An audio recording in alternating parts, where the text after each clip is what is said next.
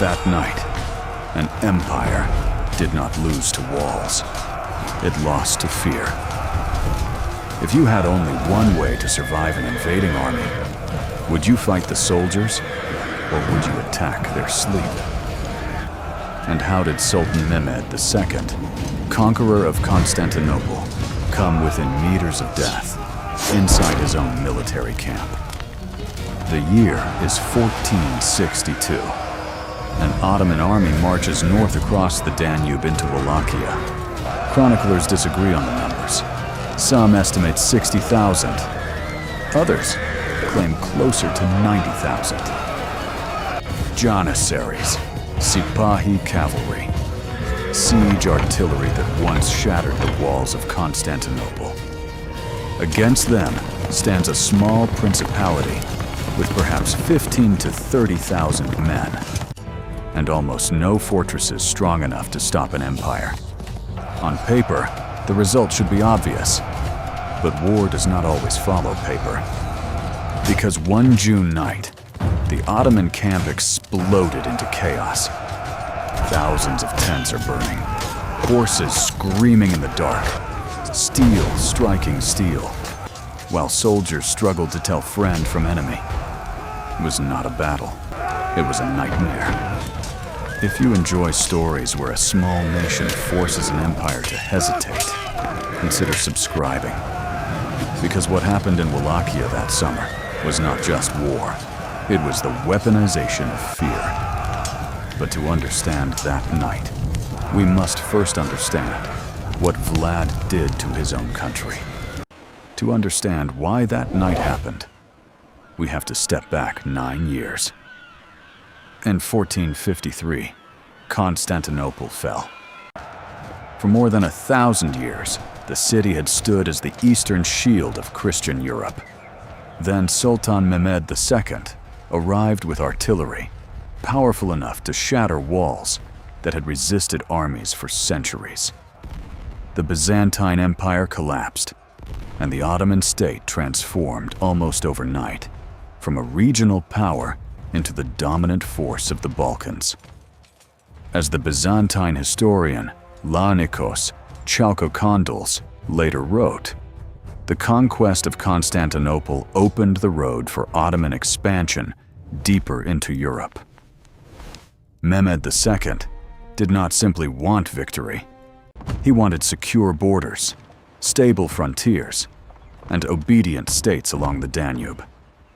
And one of those states was Wallachia, a narrow land between the Danube River and the Carpathian Mountains. Forests thick enough to hide armies, wide plains where villages stood far apart. For the Ottomans, it was a frontier province that refused to behave. For Hungary, it was a buffer protecting Central Europe from Ottoman expansion. If Wallachia fell completely under Ottoman control, the Danube frontier would open. Pressure could push directly toward Hungary and eventually deeper into Europe. And the man standing between Mehmed and that frontier was Vlad III, voivoda of Wallachia. But Vlad understood the Ottoman Empire in a way few rulers did, because he had grown up inside it. As a boy, Vlad and his brother had been sent to the Ottoman court as hostages, a common diplomatic practice in the medieval Balkans. There, he learned the language of the empire, its military discipline, its political machinery. He saw how the Ottoman state functioned from the inside, the taxes, the tribute, the devshirme system, where Christian boys were taken and trained as Janissary soldiers. Many Balkan rulers accepted this arrangement. Submission meant survival. But Vlad had already lost his throne once to Ottoman-backed rivals. When he regained power in 1456, he ruled with a single obsession. Wallachia would never become another Ottoman province. So when Mehmed demanded tribute again, Vlad answered with defiance. Several sources, including the Ottoman chronicler Tursun Beg, record that Vlad executed Ottoman envoys sent to collect taxes. Some accounts claim the envoys were impaled outside the city walls. Whether every detail is accurate remains debated among historians. But the message was unmistakable. Wallachia would not submit, and Mehmed II did not tolerate rebellion. So in the spring of 1462, the Ottoman war machine began to move north. But Vlad already understood something the Sultan did not. You cannot defeat an empire like that in open battle. You must make conquest impossible. And the first step in that strategy was to make an entire country disappear. By the spring of 1462, two completely different systems of war were about to collide. One was the Ottoman war machine, the other was Vlad's country. And they did not operate by the same rules. The Ottoman army was one of the most powerful military systems in the world. It combined several different kinds of strength. Large numbers, multiple branches of troops, disciplined command. At the center stood the Janissaries, elite infantry trained from childhood for war and loyalty to the Sultan. They protected the imperial command and formed the hard core of the army. Around them moved the Sipahi cavalry. Fast, heavily armed, capable of crushing smaller enemy formations in open ground. And behind them, the Empire's engineers and artillery, cannons that could tear open medieval walls. Siege specialists are trained to reduce fortified cities. Against a typical European opponent, this system was devastating. But the same structure that made the Ottoman army powerful also created its weaknesses. Because a massive army depends on three things: water, grass for horses, and sleep. The larger the army, the longer its supply lines become. And those supply lines are the bloodstream of the campaign. Cut them, and the body begins to fail. Vlad understood that perfectly. He was not planning to attack armor. He was planning to attack the biology of war itself. Because Wallachia, on paper, was far weaker. It had a few strong fortresses. Its army was a mixture of noble retainers, local militias, and hired soldiers. Against the Ottoman army in open plains, it would almost certainly lose. So Vlad rewrote the rules. Instead of defending the land, he erased it. Across Wallachia, grain stores were burned, warehouses destroyed.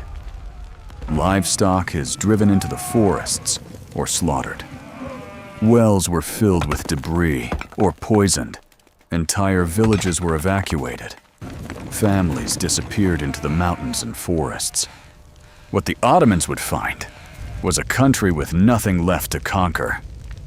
Then came the second stage, night warfare. Small Wallachian groups, sometimes 50, sometimes 100 men, moved through the forests. They struck supply wagons. They burned outer campfires. They killed scouts. Then they vanished before Ottoman cavalry could respond. The goal was not victory. The goal was exhaustion. If an army cannot sleep, it cannot think. And if it cannot think, it begins to destroy itself. Meanwhile, Vlad escalated the war. According to both Byzantine historian Chalkakandils and Ottoman chronicler Tursun Beg, Vlad launched raids south of the Danube itself. Ottoman garrisons were attacked. Border towns were burned. Thousands were killed in retaliatory strikes. To Mehmed II, this was no longer a rebellious vassal. This was open war. So the Sultan prepared a campaign of punishment. His objective was simple: capture Vlad, replace him with a loyal ruler, and bring Wallachia permanently into the Ottoman system. But before Mehmed could even lay siege to a single fortress, Vlad had already begun to surround the Sultan himself. By late spring of 1462, the Ottoman army had pushed deep into Wallachia. The columns advanced slowly but steadily. Supply wagons creaked along forest roads. Cavalry patrols pushed ahead of the main army. And at last, Mehmed II established a massive camp near the Wallachian capital of Târgoviște. Thousands of tents spread across the fields. Banners of red and green moved in the night wind. Campfires burned in long rows across the darkness. For the Ottoman soldiers, the campaign seemed close to its end. The enemy had avoided battle. The capital was within reach. Victory appeared inevitable. And that is the most dangerous moment in war, when the stronger side believes the war is already over. Because somewhere beyond the firelight, Vlad was watching. Wallachian scouts moved silently along the edges of the Ottoman camp. They counted fires, measured distances, studied the placement of guards and command tents. Vlad understood something crucial. Defeating the Ottoman army was impossible, but decapitating the campaign might still be within reach. If the Sultan died, the invasion could collapse into chaos. What Vlad prepared that night was not a battle. It was an assassination attempt on the scale of an army. On the night of June 16th to June 17th, 1462, around 2 in the morning, the Wallachian cavalry began to move. Horses advanced through the forests surrounding the Ottoman camp. Many accounts describe cloth wrapped around the hooves to silence the sound. Torches were kept low. Shields darkened. The riders approached in multiple groups. Then the signal came. Torches burst into flame, and the Wallachian cavalry exploded into the camp. Fire spread from tent to tent. Supply wagons were ignited. Horses panicked and tore loose from their tethers. Soldiers woke to screams, smoke, and steel crashing against steel. In the darkness, units could not recognize each other. Different languages filled the air. Orders dissolved in confusion. Some soldiers believed the enemy had already overrun the camp. Others thought their own allies were attacking them. This was exactly what Vlad intended. In darkness, people do not fear death. They fear not understanding what is happening. As the chaos spread, the Ottoman elite forces reacted. The Janissaries rapidly formed defensive lines around the center of the camp. Messengers rushed to warn the Sultan. Mehmed II was pulled from his tent. Armor thrown over his shoulders. Guards forming a tight ring of protection.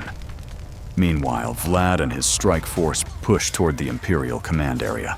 Through smoke, through burning wagons, through terrified soldiers. According to several chronicles, the attackers came dangerously close.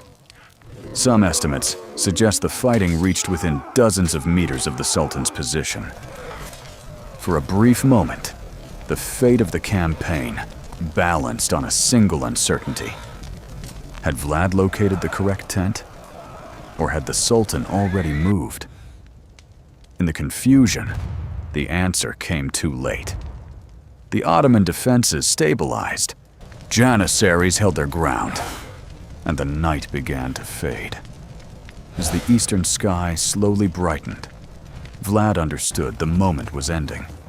The advantage of darkness was disappearing. Remaining in the camp would mean destruction.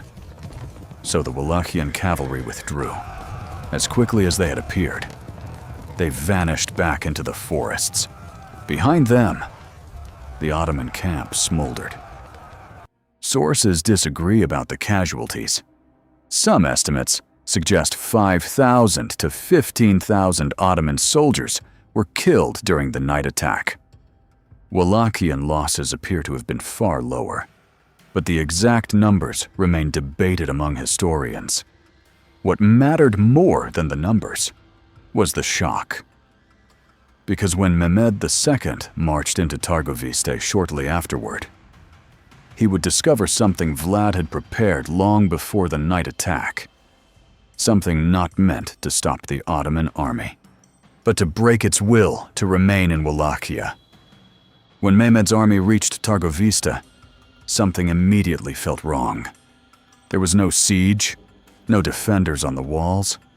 The gates stood open. Streets lay empty beneath the summer sun. The capital of Wallachia was not resisting. It was simply abandoned. Ottoman soldiers moved cautiously through the city. No cheering crowds, no prisoners begging for mercy, no sign of victory. Instead, there was a strange silence, as if the enemy had already decided not to fight for this place. And then the soldiers noticed something else. A smell. Sweet. Heavy. Unmistakable. They sensed it before they understood it. Before they even saw it. Because beyond a low rise outside the city, the ground changed. Wooden stakes stood in long rows across the fields, and on those stakes were bodies. Thousands of them. Contemporary sources disagree on the exact number. Some chronicles claim as many as 20,000 impaled corpses. Modern historians debate the figure, but no one disputes the effect. This was not a battlefield. It was a message. Vlad was telling the Ottoman army exactly what kind of war they had entered. Mehmed did occupy Târgoviște, but controlling Wallachia proved impossible. Soon after, the Sultan withdrew the main army and supported Radu the Handsome, Vlad's brother, as a rival ruler. The city had been taken, but the country itself had slipped out of imperial hands. The campaign of 1462 leaves behind a simple truth. You can capture a city, but you cannot conquer a land if that land refuses to feed your army. Mehmed II did not lose in the traditional sense. His army survived. His empire remained powerful. But the rhythm of the campaign was broken. And sometimes, that is enough. Because the war in Wallachia revealed 3 lessons that still echo through military history. First, logistics is biology. Water, grass for horses, and sleep. Armies collapse from exhaustion long before they collapse from steel. Second, psychology is a weapon. Fear and sleeplessness can destroy discipline faster than any sword. An army that cannot rest, cannot think, and an army that cannot think begins to fall apart. Third, the weaker side survives by changing the rules. Vlad did not defeat the Ottoman Empire. He forced the empire to fight a kind of war it was not built to win. That is why Vlad III remains such a controversial figure. In much of Western Europe, he became a monster. In Wallachia, he is remembered as a ruler who refused submission. The question is not whether you admire Vlad. The real question is what he changed about the idea of victory. So what do you think? Was Vlad a defender fighting invasion, or a leader who turned fear into political power? Write one word in the comments: fear or survival. And if you want to see another moment where a smaller army reshaped history, watch the story of Vaslui 1475, because sometimes empires lose long before they realize it.